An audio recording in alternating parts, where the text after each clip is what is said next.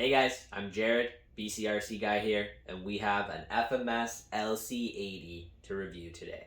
So we're going to do an unboxing of this FMS 200 Land Cruiser, and then we're going to go over it, and then we're going to take it to my course, Little Moab, and we're going to give it a run on all 4 obstacles and see how it performs. Alright, so we have the LC80 here. It comes in a brown box from their factory. This is the FMS box it comes in, and they threw the instruction manual inside that box. So we're going to set that to the side right now. And obviously they have a warehouse nearby for shipping in Canada. I'm in BC. So yeah, let's get this thing out of the box. The first thing I noticed is this packaging is pretty unreal. No, we don't have a clear window, so you can't see the truck from the outside, obviously, like Axial does. But what's really cool about this is the box that they put it in. This is just going above and beyond as far as packaging goes. I don't see how this truck could even get damaged in shipping with this type of box. It's pretty awesome. Wow. So yeah, when you open this up, truck's sitting in there, nice and snug, nice and safe. And then we have our receiver right on the top here. So one thing I noticed in a lot of other reviews is that this is actually a 2-piece receiver. And it looks like with version 3, they have turned it into 1 piece. So that's interesting. If you buy a Land Cruiser from FMS now, you're only going to have a single piece. This does not come apart. Whereas in previous versions, I believe, and correct me if I'm wrong in the comments, please, but I believe this was a 2-piece. So that's new, but that's pretty cool. Okay, moving on here. We got our wheel wrench. It's actually for everything. It's got 4 different sizes on it, and the USB charger. Then we have the truck. So let's pull this guy out here.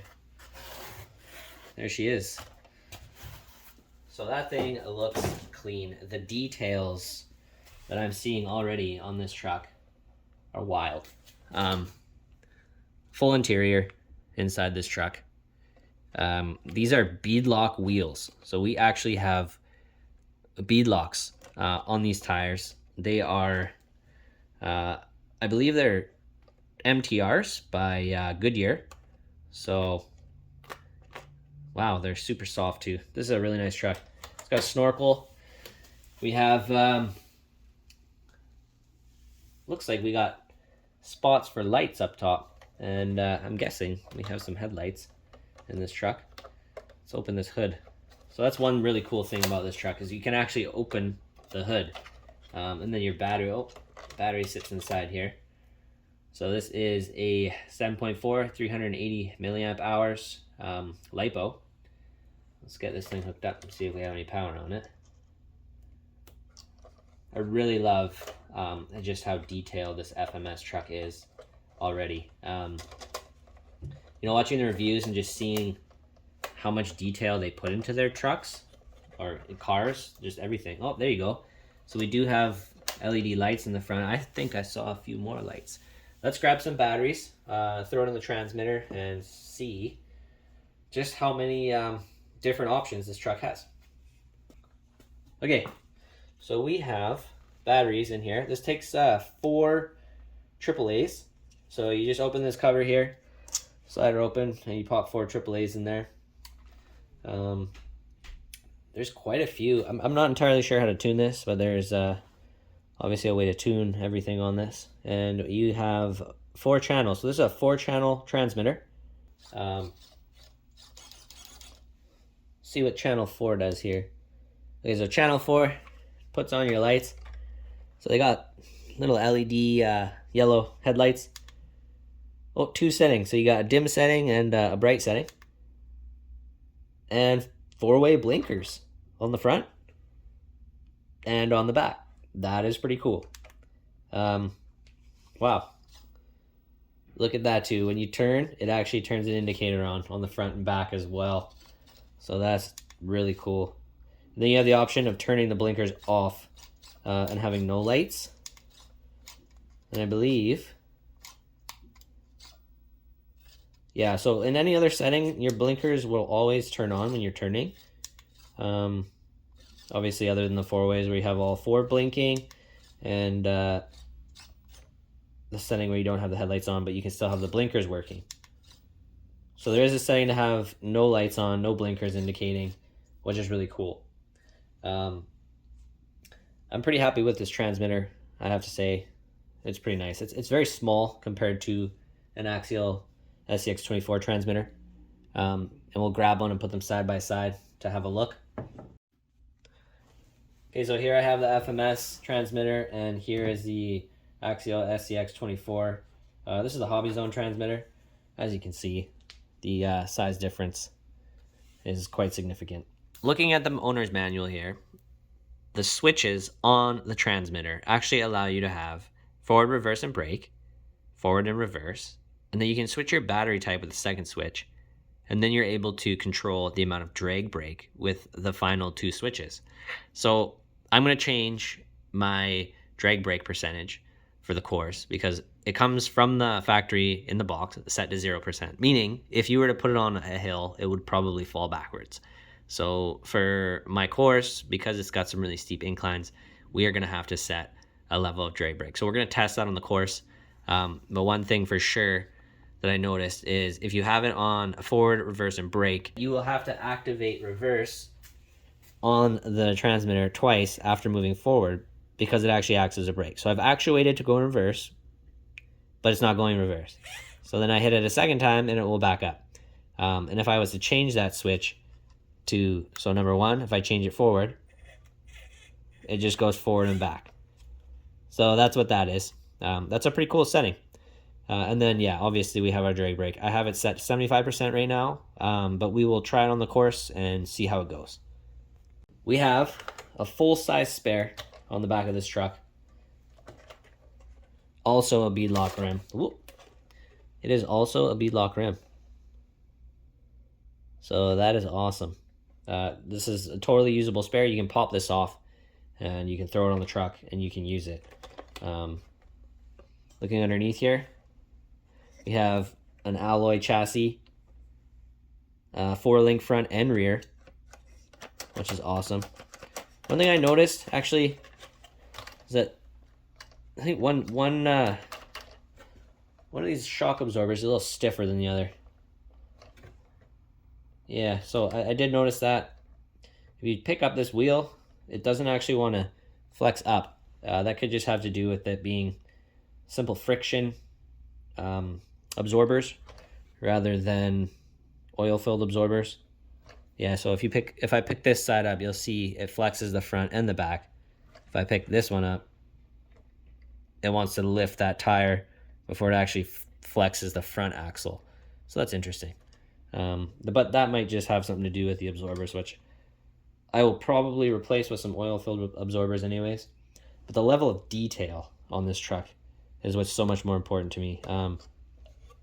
Just the fact that it's got an opening hood that you can pop the battery in and hide away. It's got a switch inside the hood, turn it on and off. You know, this is held down by magnets. So you just want to make sure you tuck your wires in there properly when you close it. And then having the full-size spare on the back, you know, you got this awesome roof rack. You got a ladder on the back. This is a beautiful overlanding rig, really. You know, and if I saw this driving in real life, I would definitely give the guy a thumbs up. Like, this is a beautiful rig. You know, you got sliders on here. Yeah, she's a beauty. So I almost don't even want to crawl this on my course because I feel like the second I do and I hit something, I'm going to be sad. I don't want to scratch it just because it looks that good. The paint's beautiful. You know, you got the clear windows, that awesome interior. Yeah. So let's get it on the course and get some scratches on it, unfortunately, but see how it does on the obstacles. Okay, guys, so we have our FMS Toyota Land Cruiser 80 series here. We're going to give it a shot on Little Moab. We're going to start with our first obstacle, which is coming through this section. It's a start point here, and then climbing up this slick rock section is our second obstacle. Our third obstacle is our Lion's Back inspired V-Rock section. And then finally we have our Hell's Gate incline, which is quite steep. It hits a pretty steep angle. I don't expect this Land Cruiser to be successful climbing up there. But we're going to give it a shot anyways. Now, I'm really hoping we don't have any tumbles today because honestly, this thing is way too nice to have a tumble with. It is too detailed, too pretty. Don't really want to take it on the course just for that reason. This is one of those trucks that you can literally buy and just look at. But we're doing a performance test. We want to see how it does out of the box, what kind of modifications we can get on it later, and do another video with it modded and see how much it improves the performance. So let's get to it.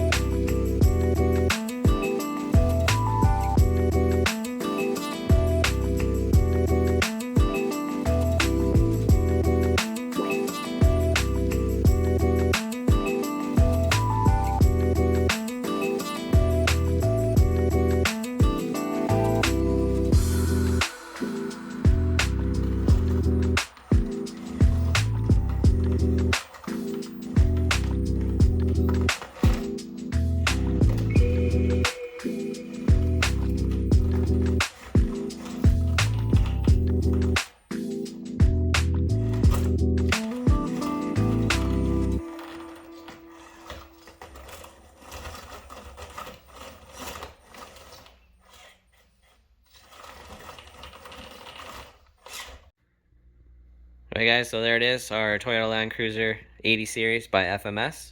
We definitely took a little bit of damage on the course today here and there, a few new dings.